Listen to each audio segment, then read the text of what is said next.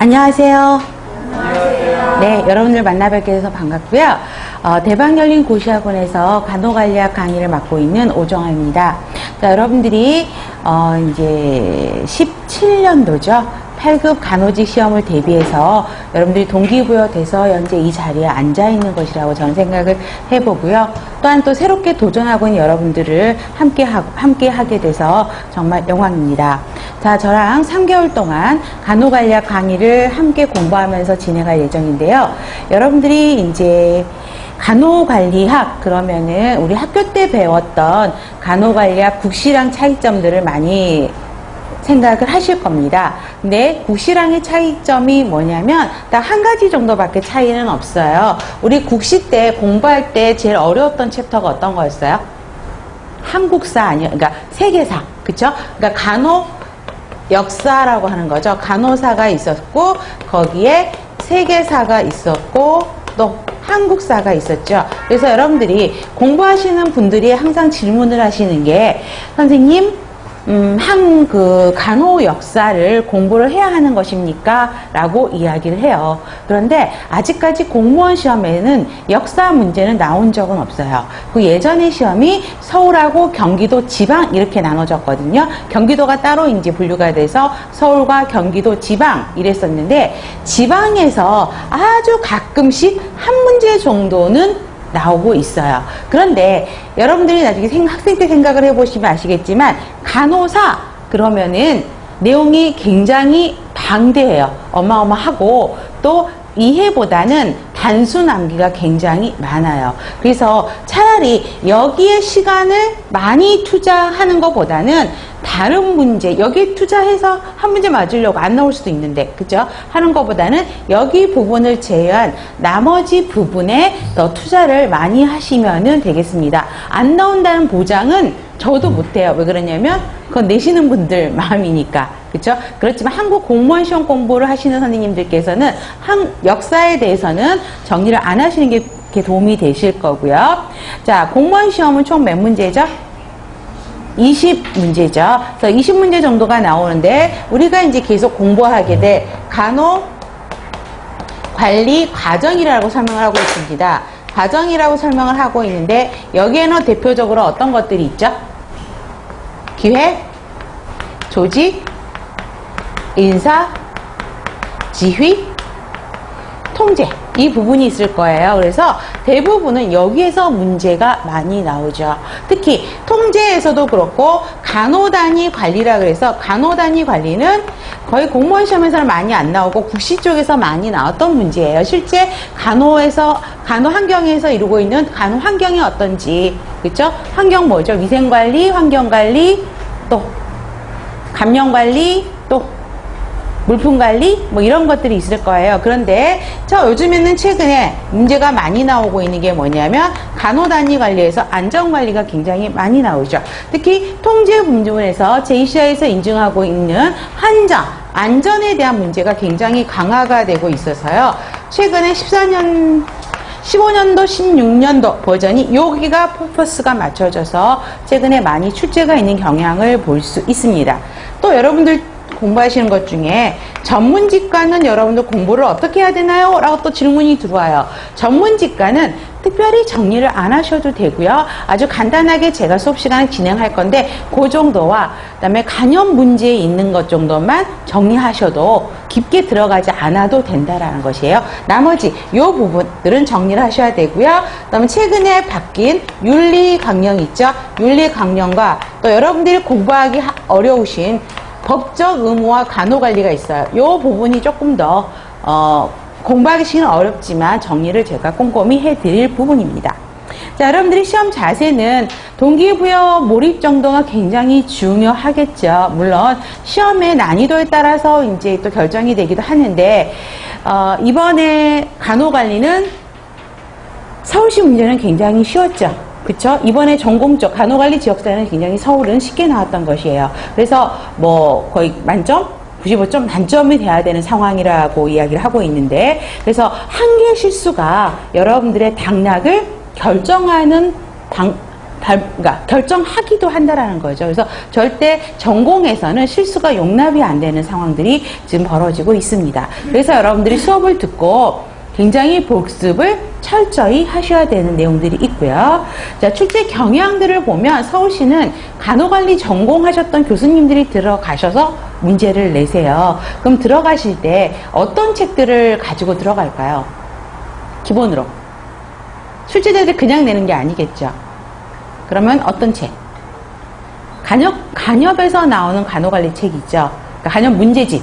그렇죠? 그걸 기본으로 갖고 가시고요. 그 다음에 시중에 나와 있는 간호관리라고 하는 책을 모두 갖고 들어가세요. 그래서 이제 그런 책을 참조로 해서 문제를 내고요. 예전에 아까도 말씀드렸지만 서울시, 경기도, 지방 이렇게 문제가 나왔으면 어디가 제일 까다로웠을까요? 경기도가 굉장히 까다롭게 문제가, 의외로 경기도가 굉장히 까다로웠었고요. 그 다음에 지방은 오히려 문제가 그렇게 어렵지는 않았었어요. 그래서 14년부터 원래는 지방은요, 지방별로 문제가 다 달랐어요. 여러분들이 책의 기출문제 파트를 보시면 뭐 충북, 부산 막 이렇게 나와 있거든요. 그래서 14년도 이전에는 지방별로 문제가 다 달랐어요. 그래서 난이도도 천차만별이었었는데 14년부터는 지방 문제, 경기도도 없어지면서 지방 문제가 다 통합이 됐습니다. 그래서 지방 문제가 통합이 되고 또 수타의 형태로 바뀌면서 그 14년도부터는 서울시도 그렇고 지방도 그렇고 문제와 답이 다 발표가 됐었죠. 또 그때부터 예전에 기출문제 보시면 그러니까 가다, 나라, 다, 가나다, 뭐 가나다라 뭐 이런 형태의 문제가 나와 있었지만 14년도부터는 1, 2, 3, 4, 5의 형태로 문제가 출제되고 있었습니다. 자, 그랬다가 서울에서는 오지, 지방에서 사지였다가 최근에 어떻게 바뀌었죠? 다 사지 문항으로 통합이 됐었죠. 자, 그래서 여러분들이 지금 이제 보실 공무원 시험은 20문항과 서울과 지방으로 나눠지면서 지방은 수탁 형태로 나오고 그 다음에 다 사지 문항으로 통일된 상태로 보시면 되겠습니다. 자, 그래서 수탁에서 이제 수탁 형태로 문제가 나오게 되면 문제 자체가 굉장히 어렵지가 않아요. 왜 그러냐면 서울시가 그 전에는 답을 발표하지가 않았어요. 지금 여러분들 책에 기출문제라고 하고 있는 것들이 시험을 보셨던 분들의 기억을 더듬어서 문제를 복원한 문제들이 많아요. 그래서 정확하게 복원됐다라고는 할 수 없죠. 그래서 이제 그런 상황이긴 한데 서울시가 답을 발표하지를 않았어요. 왜 그랬을까요? 답을 발표를 하면 분명히 거기에 대한 오답이 있을 수도 있고 이의 제기를 충분히 할 수 있겠죠. 그러다 보니까 서울시가 이제 복잡한 거예요. 그래서 답을 발표를 안 했어요. 그러니까 시험 끝나고 나면 공부하셨던 분들, 시험 보셨던 분들이 카페에서 막 올리세요. 이게 답이냐, 저게 답이냐. 그런 오류들이 좀 있었다가 이제 점차 답을 다 발표했죠. 그래서 답을 발표하면서 문제 경향이 어떻게 바뀌었냐면 어려운 건 어렵고 쉬운 건 굉장히 쉬워요. 그렇죠? 그래서 간호관리 문제는 20문항 중에 17문항은 쉽게 풀 수 있는 문제들이에요.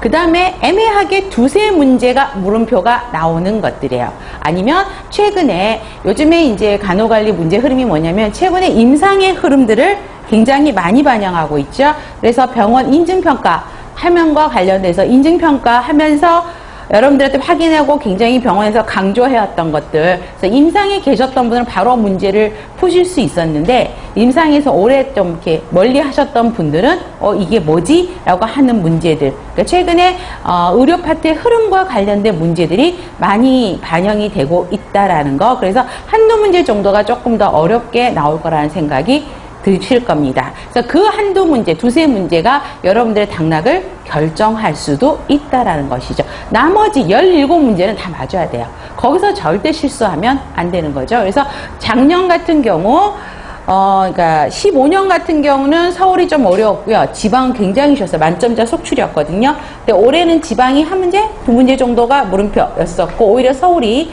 더 쉬웠다는 이야기들이 굉장히 많이 나오고 있고, 문제의 난이도도 굉장히 평이했어요. 여러분들이 실수만 하지 않으면 쉽게 접근할 수 있는 문제인데 막상 시험 볼 때는 어때요? 시간에 쫓기고 그쵸? 이번에 서울시 문제가 생물이 좀 어려웠었거든요. 그러다 보니까 생물에서 이게 딱 부딪히면서 이게 뭐지? 당황하니까 이제 시간이 부족하니까 아는 문제 틀려버리는 상황들이 발생하는 거죠. 그래서 그렇게 공부를 하시면 될 것 같고요.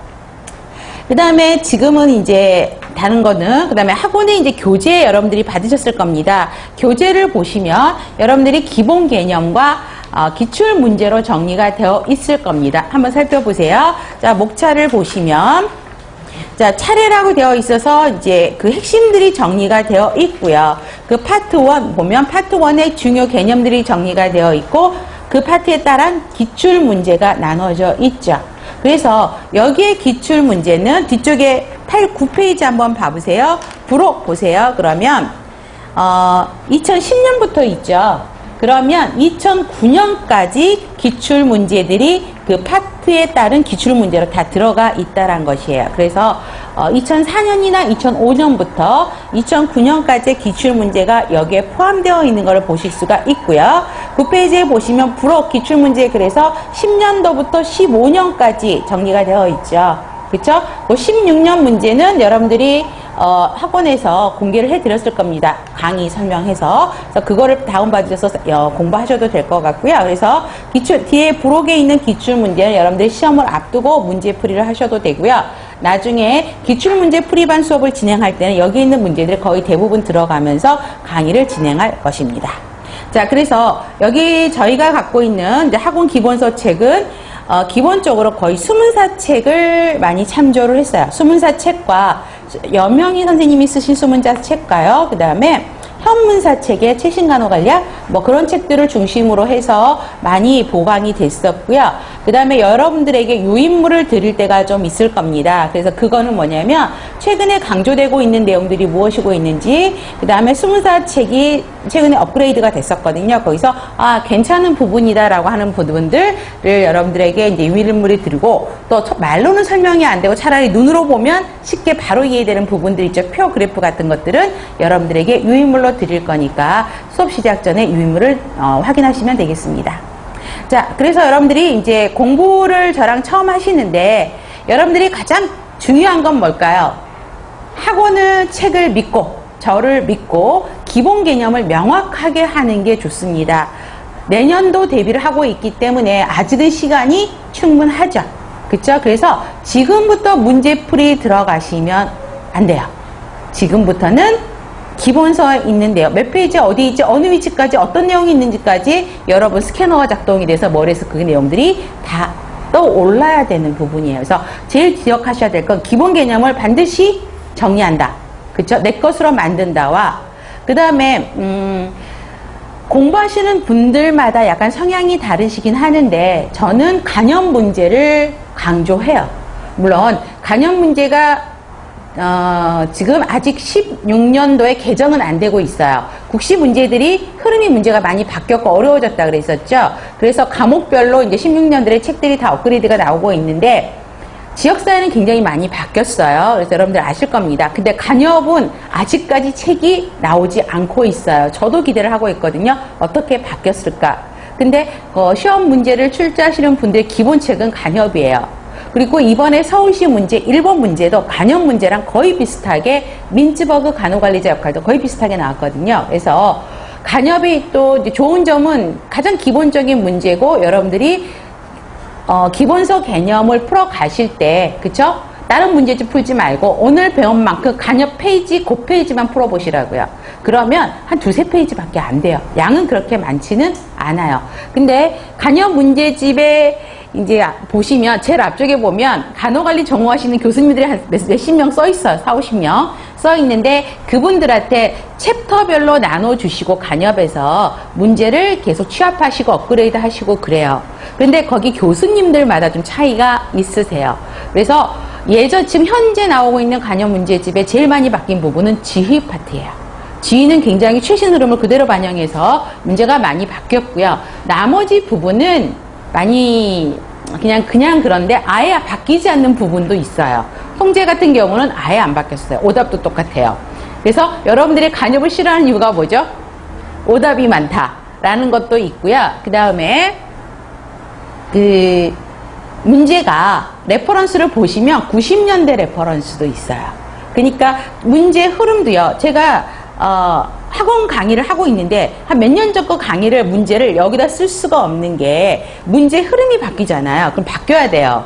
근데 90년도 때 강조되었던 것이 아직도 간접 문제에 있는 것을 볼 수가 있어서 공부하시는 분들이 컴플레인 하는 게 너무 지엽적인 것들이 있다라고 이야기를 하시지만 중요한 부분은 그래도 다 간접 문제에서 다루고 있어요. 그래서 그걸 참조하셔서 지금은 간접 문제를, 문제집을 구하실 수 있으면 오늘 배운 것과 간접 문제를 동시에 풀어간다. 라고 거기까지만 정리하세요. 아셨죠? 자, 그렇게 해서 보시면 되겠고요. 그래서 기본 개념은 여러분들이 이제 저랑 오늘부터 시작하면 이제 3개월 진행을 하죠. 그래서 3개월 진행을 해요. 그래서 수업을 듣고 이제 3개월 끝났어. 기본 개념 끝났어. 라고 딱 문제를 푸시면 어떤 결과가 벌어지냐면 여러분들이 이제 공부를 준비하시려고 올해 시험 문제를 푸셨을 겁니다. 그쵸? 한번 해볼까 풀어볼까 하고 라면서 서울시 문제와 지방 문제를 푸셨어요. 공부 한 달 하고요. 3개 틀리셨대요. 나 이 정도면 괜찮네. 어떤 분이 그러세요. 한 달 하고 3개 틀리셨대요. 굉장히 잘하신 거 아니에요? 거기서 문제는 뭐냐면 너무 자신만만하셔서 3개월 수업 끝나고 그때 또 문제를 풀어보잖아요. 새로운 문제를 들으면 더 틀리세요. 왜 그러냐면 3개월 동안에는 여러분들이 수업하실 때 오정화 선생님이 저렇게 멘트를 하시는구나. 저렇게 강조를 하시는구나. 여기 줄 끌으라고 하는구나. 별표하라고 하는구나. 그거 따라가기 바빠요. 저장을 안 하신다라는 거죠. 그래서 확실하게 내 것으로 다지기를 안 한 상태에서 문제를 푸시면 거기 문제에서 제시한 오답으로 그대로 빠져가는 현상들이 벌어져요. 그래서 제가 다시 말씀드린 거는 기본 개념은 최소한 2번은 다지기를 하셔야지 확실하게 내 것으로 할 수 있고요. 두 번째 들으실 때 물론 지금처럼 실강을 들으셔도 되고 두 번째 인강을 들으셔도 돼요. 근데 그때는 제가 말씀드린 내용이 굉장히 술술술술 편하게 들릴 수 있어요. 지금은 제가 시험 문제 예를 들으면서 이런 문제가 나왔어요. 그러면 그게 답이었구나. 왜 그러지? 그러고 넘어갈 때가 있어요. 그런데 두 번째 들을 때는 이게 이 문제를 다시 개념 정리를 하면서 그 문제가 이 문제랑 연결이 되고 오정화 선생님이 했던 내용이 이 문제였구나 라고 하는 다지기가 된다라는 것이에요. 그래서 간호관리는 점수가 쉽게 얻을 수 있는 과목 중이에요. 서울시 3과목이죠. 제일 난공불락이 생물, 그쵸? 그다음에 지역사회도 계속 이제 바뀌기 때문에 어렵고 간호관리가 3과목 중에서는 개념이 크게 바뀌지 않고 제일 점수를 획득하기 좋은 과목이에요. 여기서 점수를 얻어놔야지 다른 과목에서 좀 마이너스가 있더라도 커버가 되는 부분이기 때문에 다지기가 가장 중요하고 2번 이상은 반복한다. 아셨죠? 그래서 확실하게 17문제, 18문제는 확실하게 만든다라는 목표를 잡고 시작하시는 게 좋을 것 같습니다. 자, 그 다음에 여러분들이 그래서 간접 문제 정도를 기본 문제집이라고 생각하시고요. 한번 풀어보시는 게 좋아요. 근데 합격 수기를 보시면 간접 문제집을 5번 풀었다라고 하시는 분도 계세요. 근데 시간이 없어서 간접 문제집을 한 번도 안 풀었다. 그건 개인 성향에 따른 거죠. 그렇지만 저는 한두 번 정도는 간접 문제 풀어보시는 게 좋다라고 저는 권장을 하고 싶고요. 기출문제 한번 봐보세요. 제일 쉽게. 여러분들이 45페이지로 먼저 봐볼까요? 45페이지에 보면 기출문제 형태들이 나와 있는데 기출문제는요 반드시 풀어보셔야 된다고. 왜? 출제 경향이 어떤지, 기출문제 유형 패턴이 어떤지, 기출문제에서 강조하고 있는 키포인트가 무엇인지, 그쵸? 그 다음에 시대적인 흐름이 어떻는지가 기출문제 풀이를 통해서 알 수 있습니다. 그래서 14년도, 15년도, 16년도에 인증평가 문제가 계속 연타로 나오고 특히 16년도 서울시 문제는 14, 15년도에 답과장에 나왔던 것들이 그대로 들어가 있었죠. 그러니까 그런 흐름들을 충분히 반영할 수 있기 때문에 기출문제는 꼭 풀어보셔야 한다는 것입니다. 자, 제가 수업 시작하기 전에 유인물 드린다고 말씀드렸죠. 그래서 유인물이 2가지가 있습니다.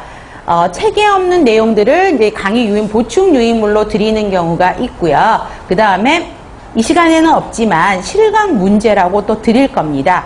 자, 오늘 수업 시간, 그러니까 이 시간 3시간 할 거잖아요. 수업 시간에 배운 내용을 그 다음 시간에 오실 때는 문제 한 10문제에서 상황에 따라서 한 3-4문제 정도를 실강 문제 패턴으로 드릴 거예요. 그러니까 쉽게 말하면 전 시간에 배웠던 거를 한번 풀어본다라는 거죠. 근데 그 문제는 어렵지가 않아요. 굉장히 기본적인 문제들로 중심으로 해서 드리는 거니까 수업 시간 한 10분 정도 빨리 오셔서 문제 받아보시고 10문제니까 금방 푸실 수 있죠. 풀어보시면서 준비하시고 계시면 되겠습니다. 그래서 실강 문제와 강의 유인물 2개가 있는지 꼭 확인하셔서 수업에 참여하시면 되겠고요. 그 다음에 지금 동영상을 통해서 수업에 참여하시는 선생님들은 자료실에 그 자료들이 올려져 있어요. 그렇기 때문에 다운받으셔서 수업 전에 준비하셔서 수업에 참여하시면 되겠습니다. 그 다음에 이제 수업하시다가 보면 질문들이 좀 있죠. 그쵸? 그래서 지금 실강에 참여하시는 분들은 그냥 쉬는 시간에 저한테 물어보시면 답을 얻으실 수가 있고요. 동영상 수업에 참여하고 계시는 분들은 그 학원 카페, 네이버 카페를 오시거나 안 그러면 학원 동영상 그 프로그램 옆에 질문방이라는 코너가 있습니다. 거기에 질문을 올려드리면 제가 빠른 시일 내에 댓글을 올려드리도록 하겠습니다. 자, 그렇게 해서 하시면 되겠고요. 한 가지 여러분들에게 부탁드릴 만은 간접 문제를 제가 풀으라고 말씀을 드렸죠. 그런데 이제 네이버 카페에 간접 문제 답을 요구하시는 분들이 많으세요. 그렇죠? 그래서 예전에는 그거에 대한 답을 다 올려드렸어요. 근데 학원에 간접 문제 풀이방도 있죠. 문제집 강의 그 동영상도 있거든요. 그러면 거기에 그 형평성 문제가 대두될 수가 있어요. 그래서 간접 문제는 카페에는 올리지 않으셨으면 좋겠습니다. 달아드리고 싶어도 그죠? 거기에 대한 컴플레인들이 제기되고 있어서 그거는 여러분들이 공유하시는 방법밖에는 없다라는 말씀을 드리고 싶습니다. 네, 좋습니다. 준비되셨죠? 자, 그러면 먼저 목차를 먼저 보세요. 자, 간호관리학의 이해라고 되어 있었죠. 그래서 간호관리학의 이해는 과연 간호관리가 무엇이냐라는 정의 문제들이 나오고 있는데, 자, 챕터 1의 간호관리의 이해, 챕터 2의 간호관리학 이론들이 나와 있는데, 여기서 평균 3-4문제 정도가 여기서 출제되고 있습니다. 자, 그러면 챕터 1의 간호관리의 이해에서 1번부터 8번까지가 있죠. 자, 여러분들 지금 앉아 계시는 선생님들 보니까 두 번째 리피터 하시는 선생님들 계세요. 저랑 여러 번 얼굴 보셨던 선생님들. 자, 챕터 1에 1번에서 8번 그러면 출제 비중이 높은 항목이 몇 번일까요? 우리 공부하셨던 분들? 그렇죠. 4번 생산성이죠. 효율성과 효과성을 비교하는 문제가 계속 요즘에 출제되고 있고 항상 이건 기본으로 제가 지금 이제 강조하는 거는 기본적인 아주 중요한 문제들만 일단 포커스 문제가 아니라 챕 단원별을 말씀을 드리는 겁니다. 그래서 생산성 발표하시고요. 그 다음에 7번의 관리 기술 8번은 굉장히 중요하죠. 민츠버그 간호관리자 역할은 계속 해 년마다 강조되고 있는 부분입니다. 그 다음에 챕터 2의 간호관리학의 이론은 관리학의 이론이 고전적, 신고전적, 현대적 이론이 있는데 고전적 이론만 해도 몇 개 있죠? 과학적 관리론, 행정관리론, 관료제 있었죠. 그 다음에 신고전적은 인간관계론, 행태과학론 있죠. 그 다음에 현대적 이론은 상황이론, 체계이론, 카우스 이론 여러 가지가 있습니다. 중요한 거는요. 그 이론적인 특징들을 다 정리를 하셔야 돼요. 그렇기 때문에 굉장히 중요한데요. 이 이론은 다 중요해요. 항상 나오는 문제라고 생각하시면 되겠습니다. 그 다음에 파트 2는요. 기획 파트인데 많이 출제되는 양상을 보이고 있어요. 예전에는 기획과 다음 페이지에 조직 파트 부분이 좀 출제 비중이 많았다면 이제는 사람을 굉장히 중요하는 조직 문화들이 발생하고 있어서 인적 자원 관리와 지휘 파트로 문제의 경향이 흐름 패턴이 바뀌고는 있는데 기획은 보세요. 챕터 1, 챕터 2, 챕터 3, 챕터 4, 챕터 5가 있죠. 내용이 굉장히 많아요. 그죠? 그래서 각각의 개념 정리가 굉장히 중요합니다. 그래서 보면 특히 챕터 1에서 중요한 부분은 6번 기획의 계층화죠. 이번에도 서울시 문제 또 여기서도 나왔었죠. 그 다음에 목표에 의한 관리 MBO에 대한 이야기인데 6번이요. MBO의 단점에 대한 문제가 항상 출제되고 있는 걸 보실 수가 있고요. 챕터 3의 의사결정은 3번과 4번요. 의사결정의 유형, 의사결정의 수준, 그 다음에 창조적 사고가 또 이번에도 또 나왔죠. 지방 문제인가 나왔을 거예요. 근데 굉장히 쉽게 나왔었어요. 그래서 의사결정의 유형, 수준, 그 다음에 6번 창조적 사고고요. 그 다음에 재무관리는요.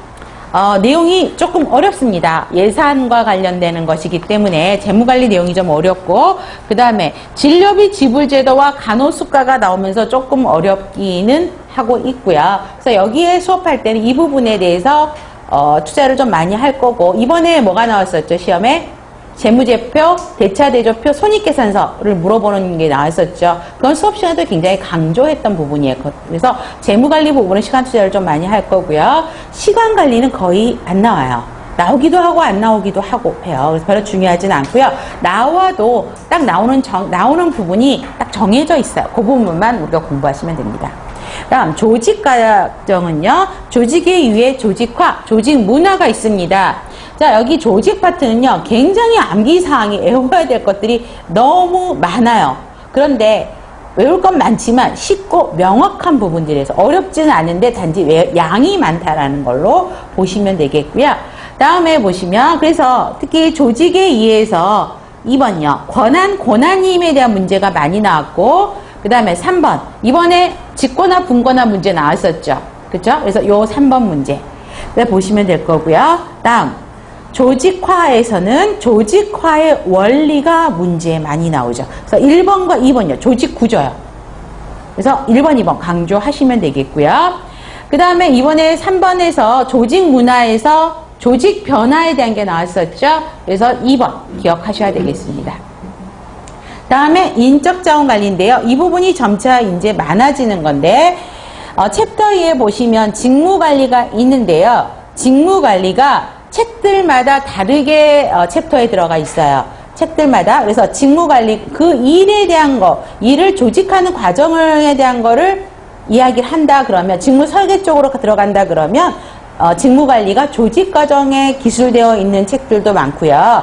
그 다음에 그 일을 수행하는 사람들의 인적 조건에 포커스를 맞추면 인사에 들어갈 수도 있어요. 근데 어디에 들어가냐 이런 거는 시험 문제 안 나와요. 아셨죠? 어디에 포커스를 맞추냐에 따라서 달라지는 거기 때문에 특히 간접 문제 푸시다 보면 직무관리에 관한 문제는 조직 파트에 들어가 있는 거를 미리 말씀을 드릴게요. 그래서 직무관리에 있는 부분이 인사 쪽에 문제가 없다. 그러면 조직 쪽을 찾아보시면 거기에 들어가 있는 것을 발견하실 수 있고요.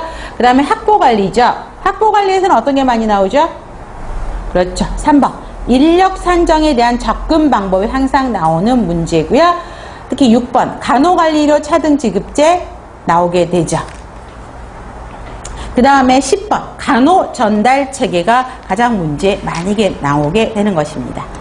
자, 그렇게 해서 보시면 되겠고요. 나머지는 그냥 보시면 될 것 같고요. 다음에 지휘 파트입니다. 지휘는요, 구성원들에게 동기부여를 시켜서 조직의 목적을 달성하는 과정이죠.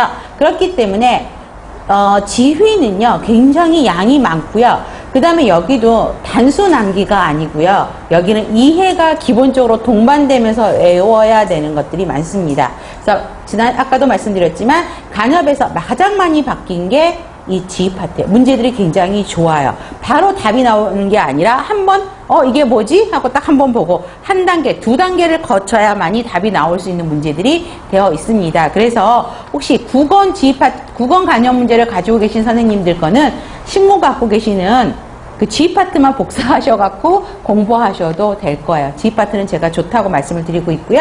그래서 리더십과 챕터 2의 리더십 보면 특성이론, 행동이론, 상황이론, 거래적 리더십, 변혁적 리더십 2, 3, 4원 항상 나오는 문제들이에요. 그 다음에 3번 동기부여죠. 특히 2번과 3번이요. 내용이론이 여러 가지 이론들이 있고 과정이론이 여러 가지가 있습니다. 그래서 그 이론들의 특성, 장단점들을 꼭 구별하셔야 되는 거겠죠. 그래서 2번과 3번을 기억하시면 되겠고요. 그 다음에 의사소통은요. 5번이요. 의사소통 네트워크에 관한 문제가 제법 있고요. 그 다음에 나머지 주장행동, 갈등관리는 이제 정의 정도, 인파워먼트 이런 흐름 정도로만 판박하시면 되겠습니다. 8페이지 통제 과정을 보시면 통제 이해가 있고요. 통제는 거의 나오는 부분이 질 통제에서 많이 나와요. 챕터 2인데요. 자, 챕터 2에서 특히 어디냐면 QA와 CQI, TQM을 구별하는 문제가 대부분이었어요. 그래서 챕터 2의 2번이 문제가 많이 나왔었던 거죠.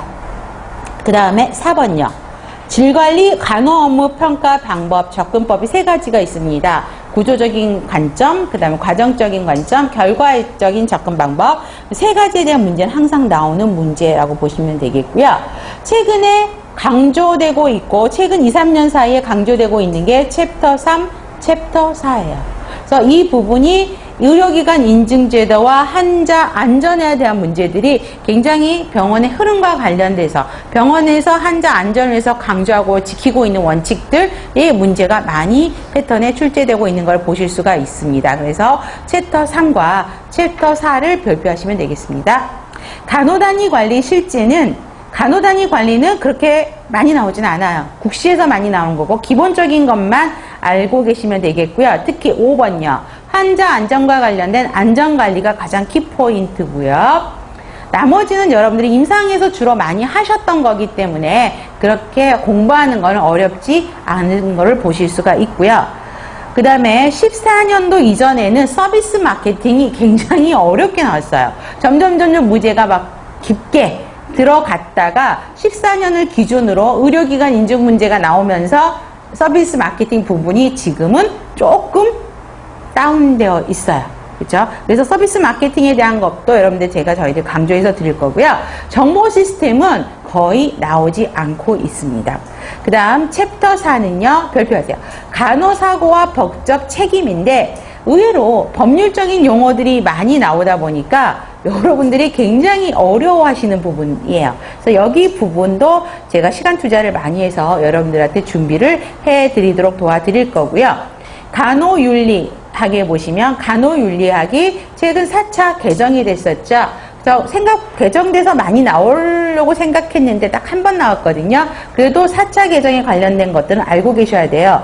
그래서 4번요. 전문직 윤리 강령 4차 개정 확인하셔야 되고요. 이번에 서울시에서 무슨 문제 나왔었죠? 생명윤리학의 원칙, 규칙, 예로 나왔었죠. 충돌하는 예. 그래서 그 5번을 별표하시면 되겠습니다. 그래서 지금 간단하게 목차를 보고 어떤 문제들이 출제가 되고 있는지 가장 중요한 키포인트들을 먼저 찝어드렸고요. 제가 수업을 이제 들어가도록 하겠습니다. 혹시 궁금하신 점 있으세요? 네, 좋습니다. 자, 먼저 파트 1의 간호관리학의 이해입니다. 자, 간호관리학의 이해 첫 페이지를 보시면 간호의 정의가 나오고 있습니다.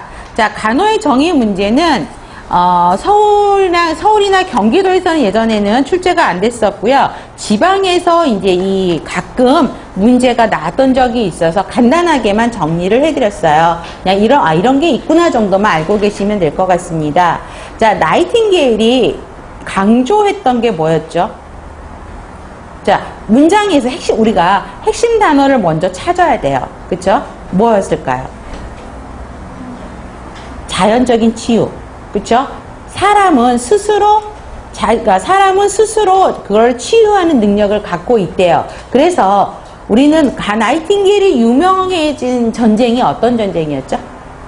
크리미아 전쟁이었었어요. 그런데 그 전쟁 때 나이팅게일이 이제 그때 그 전쟁터로 발령을 받아서 갔죠. 근데 그때만 해도요, 그 전쟁 사망률, 군인들의 사망률이 거의 50%, 44.5% 같은 그래요. 50% 가까이 됐어요. 그래서 이제 나이팅게일이 발령을 받고 거기 갔다 봤더니 한숨이 나오는 거야.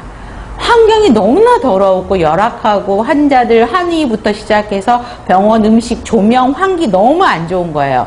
그래서 나이팅게일을 가자마자 시행했던 게 환경부터 바꾸기 시작했어요. 그죠? 공기 환기시키고요. 환기 깨끗하게 하고 음식 청결하게 하고 조명 밝게 하고 그죠? 그다음에 감염 관리 철저하게 했었거든요. 그래서 사망률을 2.2%로 줄여버렸대요. 그래서 그 전쟁을 통해서 나이팅게일이 유명해진 계기가 된 거예요. 그래서 나이팅게일은 환경관리의 중요성을 굉장히 강조했죠. 그래서 환경을 관리해주면 인간은 스스로 치료할 수 있는 능력을 가지고 있기 때문에 이것만 잘해주면 사람은 건강해질 수 있다라고 강조했던 것입니다. 그 다음에 리디아 홀은요, 간호행위의 구성 요소를 돌봄 핵심 치료 요소로 봤다라는 것이죠. 그래서 돌봄을 안위 요소로 봤다라는 거 보시면 되겠고요. 버지니아 핸더슨은 스스로 할 수 있도록 도와준다는 거죠. 근데 뭘 갖고 한다고요? 의식, 지식, 힘을 갖고 있으면 그 환자들이나 대상자들이 필요할 만큼의 의식, 지식, 힘을 가지고 있으면 스스로 할 수 있도록 도와주는 게 간호다라고 이야기를 하고 있어요. 그래서 그럼 우리가 간호를 어떻게 해야 돼요? 환자들이 의식, 지식, 힘을 가질 수 있도록 도와줘야 되겠죠. 그래서 의식, 지식, 힘을 주기 위한 14가지 간호 행위에 대한 원칙들을 제시했어요.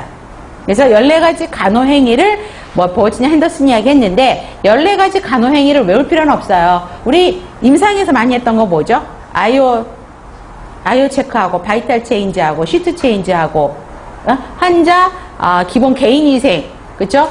마우스 케어, 오랄 케어하고 그 다음에 생식기 케어하고 그다음에 감염관리하고 그다음에 마사지하고 뭐 이런 것들 있죠. 그런 영양관리 이런 내용들이 전반적으로 우리 간호사들이 많이 하고 있는 14가지 행위를 핸더슨이 정리했을 뿐이에요. 그래서 여러분들이 기억하실 건 의식, 지식, 힘을 주기 위한 14가지 간호 행위를 이야기했다라고 정도만 정리하시면 되겠고요.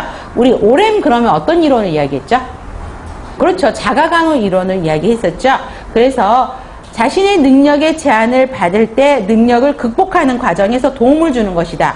결국은 자가간호 결핍이 해결이 되면 자가간호 결핍을 해결하는 게 간호다라고 이야기를 했다는 것이고요. 다음 라이닝거는 뭐라고 이야기했냐면 인간적 돌봄 행위의 기능과 과정이다. 돌봄을 정의를 했어요. 근데 라이닝거는 돌봄인데 어떤 돌봄이었냐면 문화적인 돌봄 이야기를 했어요. 서양과 동양은 돌봄 행위의 차이가 있죠. 그렇죠? 그래서 서양과 동양은 우리가 서양에서 문화를 가져왔지만 가장 기본적으로 틀린 게 뭘까?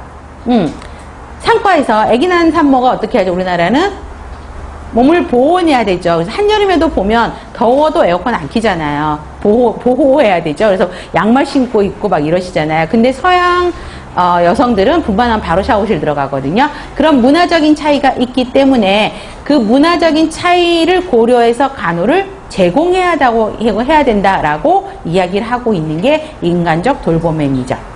그 다음에 왓슨은요, 외적인 환경에 상관없이 내적인 조화가 회복되는 가운데 그러면 어떤 이야기를 하는 걸까요? 우리 세 글자로 이야기한다면 환경이 흔들리지 않게 내적인 거를 조절하는 거. 항상성을 유지해야 되는 거죠.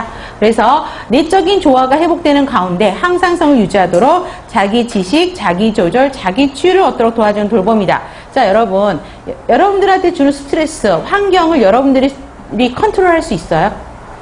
그런 건 컨트롤할 수 없잖아요. 비 오는 거 우리 컨트롤할 수 있어요? 없어요. 그러면 그런 외부적인 자극 환경에 흔들리지 않도록 내적인 평상심, 항상성을 유지하도록 도와주는 게 간호다라고 이야기를 했다라는 거죠. 그 다음에 배너는 그냥 스킵하셔도 되고요. 대한간호협회는 알고 계셔야 되겠죠. 윤리강령에서 나온 건데 개인, 가정, 지역사회를 대상으로 한다라는 거는 간호 대상을 이야기하는 거죠. 간호윤리강령에서 간호의 대상은 누구인가? 그러면 개인, 가정, 지역사회입니다. 그 다음에 건강회복, 질병예방, 건강유지, 증진 이거는 뭐예요? 간호 목적에 해당하는 거죠.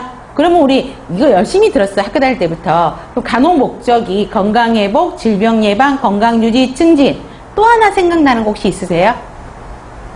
고통경감이요. 그쵸? 그래서 4가지로 정리해 놓으시면 되겠고요. 그거에 필요한 지식, 기력, 자원을 갖추도록 도와주는 활동이다. 이거는 간호행위에 대한 거를 정의해 놓은 걸로 보시면 되겠고요. 그러면 관리학적 시각에서 본 간호의 정의는 뭐냐고요? 자, 그러면 2줄 써 있죠. 그럼 핵심은 뭘까요, 여러분? 어디가 핵심 단어일까요? 조직내요. 그쵸? 관리는 조직 안에 조직이라는 곳이 있어야지만 관리가 이루어지는 거기 때문에 건강 제공 조직 내에서 요게 주기 핵심이겠죠. 제공되는 서비스를 간호관리라고 이야기를 하고 있습니다. 중요하지는 않습니다. 자, 2번째 관리의 정의입니다. 먼저 관리의 정의를 외워야 되겠죠. 그러면 관리를 왜 해요? 목적 달성하기 위해서 하는 거죠. 목적 달성하기 위해서 자 조력과 자원을 활용해서 기획, 조직, 인사, 지휘, 통제. 그래서 우리가 아까도 기획, 조직, 인사, 지휘, 통제를 뭐라고 설명한다고요? 간호관리 과정이라고 설명을 하고 있습니다. 과정이면서 조직의 목표를 달성할 수 있도록 환경을 만드는 것, 설계해서 그걸 유지하도록 하는 게 관리다. 그래서 관리의 정의는 꼭 기억하실 필요가 있습니다. 그래서 여러분들 유인물 받으셨죠? 잠깐만 보세요. 가끔씩 그 간호관리 정의에 대한 내용들을 시험 문제에 나올 수 있습니다. 자, 그래서 기본적인 정의는 이거고요. 그 다음에 드러커가 말한 사람, 드러커란 학자가 관리란, 자, 제일 먼저는 조직의 목적을 달성하기 위해서 간호관리를 하는 거기 때문에 목적을 달성하기 위해는 안 애워도 된다는 이야기예요. 이해되셨죠? 뭐, 왜 관리를 하지? 그러면 목적 달성하기 위해서. 그러면 기본 문항이기 때문에 스킵. 조직원들에게 특별히 관심을 갖고 영향을 주는 과정이라고 이야기를 했고요. 그 다음에 허쉬와 브랜차드라는 사람, 학자들 굉장히 이야기를 많이 들을 텐데, 개인 및 그룹이 자원을 활용해서 함께 일하는 과정이다. 구성원들의 협동을 이끌어내는 활동이다 라고 이야기했고요. 하이만과 스코트는 자원을 이용하고 인간 행위에 영향을 미치고 변화에 적응하는 과정이다 라고 이야기를 했습니다. 그래서 이 문장들을 좀 기억해 놓으시면 간호관리의 정의에 대한 문제가 나올 때 쉽게 접근하실 수 있을 겁니다. 자, 그 다음에 관리의 특성입니다. 자, 관리의 특성을 보시면 자, 1, 2, 3, 4, 5 별표하셔야 됩니다. 제가 수업 시간에 별표하세요. 별표 많이 하세요. 중요합니다. 막 머스트입니다. 이런 말 할 겁니다. 그러면 여러분들 표정이 어두워지세요. 머리에서 이거가 그려지는 게 보여요. 여러분들 머리가 있다 그러면, 아, 외워야 할 양이 점점점 늘어나는구나. 근데 이거를 무시하면 안 된다라는 거죠. 외워야 되는 건 어쩔 수 없어요. 여러분, 암기 과목이에요. 그쵸?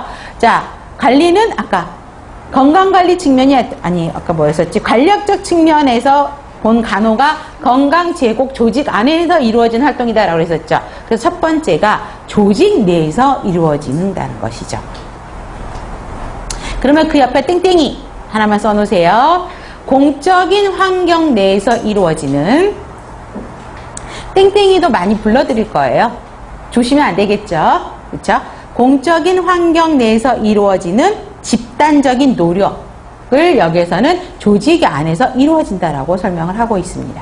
공적인 환경이 어디예요? 우리는 조직 내니까 병원이죠. 그쵸? 그 다음에 인적 요소를 중시하죠.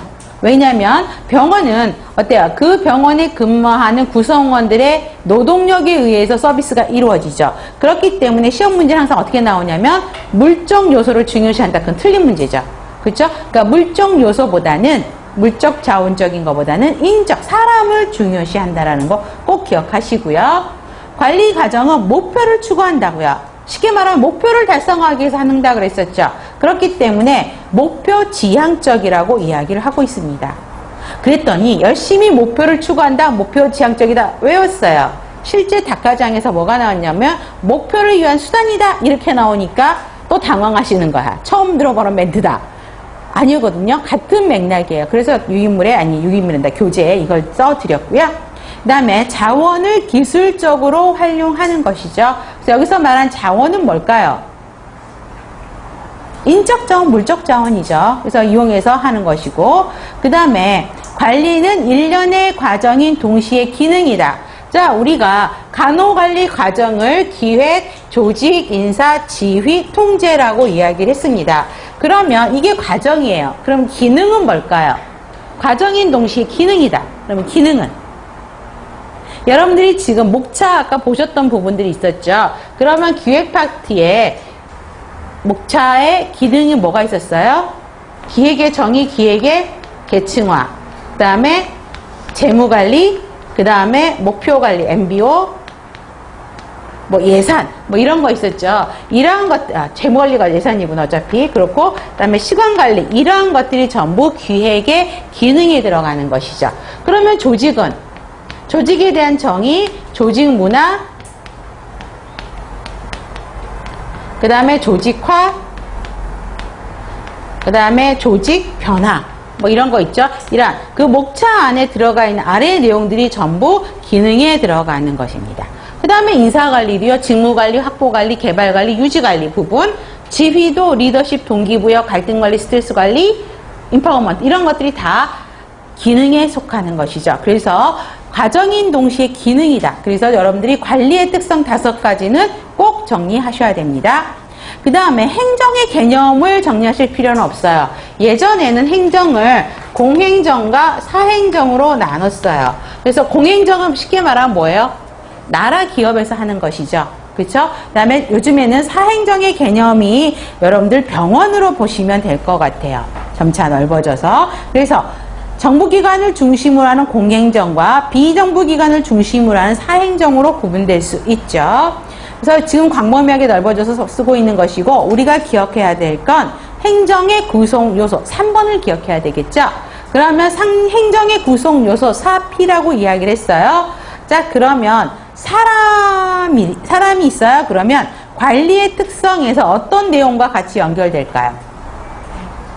그렇죠. 인적 요소를 중시한다. 같이 연결되죠. 사람이에요. 그 다음에 purpose, 목적이 있대요. 그러면 관리의 특성에서 뭐가 연결돼요? 3번이죠. 그렇죠? 목표를 추구한다. 목표지향적이다. 그 다음에 place, 장소가 있대요. 조직 내에서 이루어진다. 1번과 연결되죠. 그 다음에 process, 과정과 기능이다. 5번으로 연결되는 것이죠. 그래서 어렵지는 않아요. 4P는 기본으로 갖고 가셔야 됩니다. 그 다음에 관리와 행정에 대한 견해가 나오는데요. 가끔가다 문제집들을 보면 막 이런 것도 비교해 놓은 문제가 있는데 거기에 에너지를 쏟는 분들이 많아요. 별로 비중이 높지 않는데 질문을 막 하시는 거 보면 저는 좀 안타까운 게 뭐냐면 이건 별로 그렇게 신경 안 써도 될 문제인데 저는 성격이 A형이에요. A형인데 한 2 포지티브 정도의 A형. 어떤 형태인지 아시겠죠? 근데 공부를 굉장히 열심히 하신 분 중에 이런 분들이 계세요. 굉장히 꼼꼼하게 파악하시고 그 다음에 수문사, 현문사책 비교 분석하시고 차이점 찾으셔서 저한테 질문하시는 분이요. 근데 그분의 질문을 무시할 수는 없어요. 왜요? 그만큼 공부를 열심히 하셨다는 분이고 가끔씩 그분들 통해서 제가 또 새로운 정보를 얻기도 해요. 그런데 또 이런 분들의 단점이 난이도가 높지 않은 부분을 깊게 파고 들어가시는 분들이 있어요. 그럴 필요가 없다라는 이야기. 그래서 행정이 우선이냐 관리가 우선이냐 높으냐, 그러니까 쉽게 말하면 이거죠. 행정학자들은 행정이 다 더 포괄적이고 관리가 소수다라고 이야기하고 관리학자들은 관리가 더 큰 부분이고 행정이 더 소수 부분이다라고 서로 강조하는 게 틀릴 뿐인 거라는 거죠. 근데 그건 중요한 게 아니죠. 최근에는 관리와 행정을 같은 개념으로 보고 있는 견해가 훨씬 더 많죠. 그 정도만 파악하셔도 돼요. 근데 책에는 이 내용이 굉장히 막 구구절절 써 있는데 그렇게까지 하시 마시라는 이야기입니다. 그 다음에 3번에서 중요한 건 뭐냐면 관리요. 우리가 아까 행정의 4요소 4P 공부했었죠? 그러면 여기는 OM이 무엇이냐를 분석하셔야 된다는 이야기입니다. 그래서 인간, 아까 사람을 중요시한다 person이었죠? 여기 사람, 인간이에요. 그 다음에 물자요, material, 그 다음에 기계, 자금, 그 다음에 시장은 아까 place라고 연결하시면 되겠죠? 마켓에서 OM으로 보시면 되겠습니다. 그 다음에 관리와 행정의 공통점과 차이점을 보시면, 자, 관리 행정 보면 밑에 박스 있죠? 자, 박스는요, 우리 머스트로 갑시다. 별표 많이보다는 머스트가 낫겠네요. 그쵸? 자, 시험 문제는 어떻게 나오냐면, 가장 쉬운 난이도 하 문제부터 보면, 관리와 행정의 공통점과 차이점은 무엇이냐? 라는 것이에요. 근데 공통점보다는 차이점을 나누는 기본 항목이 무엇이냐? 그럼 뭐죠? 권력성, 독점성과 능률성, 법의 제약 정도, 목표, 평등성. 이건 한 4, 5년 전의 문제예요. 아주 쉽게. 근데 이제는 최근 버전은 관리와 행정의 그 옆에 내용들이 있죠. 그걸 다 섞어 놓고 관리는 뭐뭇이고 콤마 행정은 뭐뭇이다. 주어들만 바꾸는 문제들이 굉장히 틀린 형태로 문제가 많이 나오고 있죠. 자, 그러면 공통점. 목표를 달성하기 위한 수단이다. 아까 관리의 특성이 목표 지향적이다. 이 문장 똑같이 들어가죠. 그 다음에 관료제적인 성격을 보인다. 여러분, 관료제는 뭐예요? 단료제, 그럼 떠오르는 거.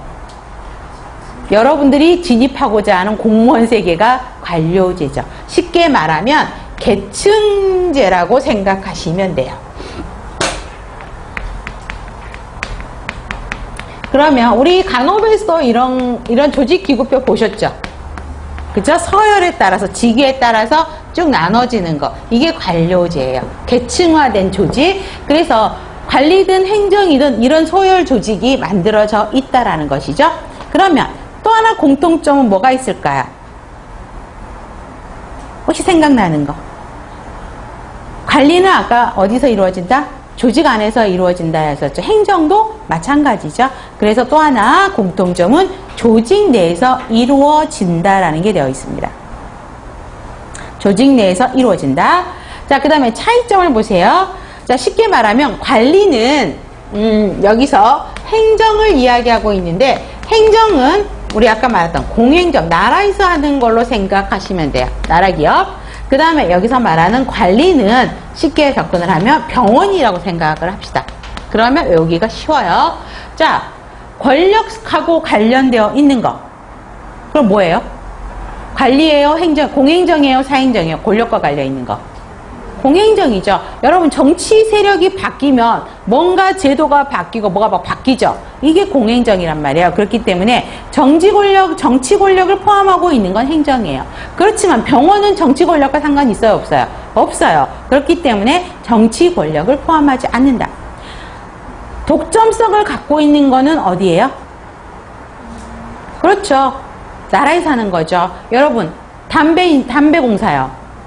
한 군데밖에 없죠. 도시가스공사, 나라에 사는 거, 전력공사, 한 군데밖에. 경쟁 기업 있어요? 없어요? 없어요. 그렇지만 관리는 병원이라고 했죠. 병원들, 요즘에 대형 병원들 굉장히 많이 막 생성이 되면서, 생성되면서 경쟁 모드로 진입하죠. 그렇죠? 그래서 바로 옆에 한 1km 안에 대형병이 들어선다 그러면 그 옆을 근거로 나머지 병원들이 전부 경쟁 의식을 느끼고 뭔가 다시 리모델링하고 막 이런 사건들이 벌어지거든요. 경쟁성 때문에 그래요. 그래서 독점성과 능률성을 강조하는, 그러니까 독점성 강조하는 거는 행정이죠.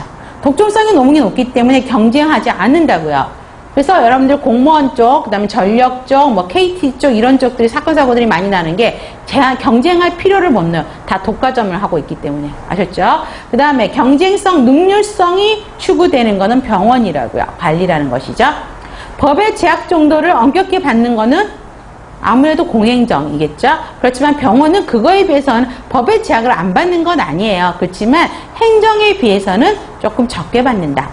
다음, 불분명하고 복잡한 목표를 추구한다라는 건 뭐냐면, 나라에서 하는 거는 우리 국민들의 경제적 수준, 교육 수준 다 다르죠. 그렇죠? 그렇기 때문에 불특정 다수를 대상으로 하다 보니까 목표가 애매모호할 수밖에 없어요. 명확하지가 않아요. 그래서 불분명하고 복잡할 수밖에 없어요. 그렇지만 병원은 분명하고 단일한 목표래요. 그럼 쉽게 말하면 병원의 목표는 뭘까요? 환자에게 양질의 의료 서비스를, 최선의 간호 서비스를 제공한다. 이게 아주 명확하죠. 분명하고 단일한 목표를 추구하는 게 관리라는 것입니다.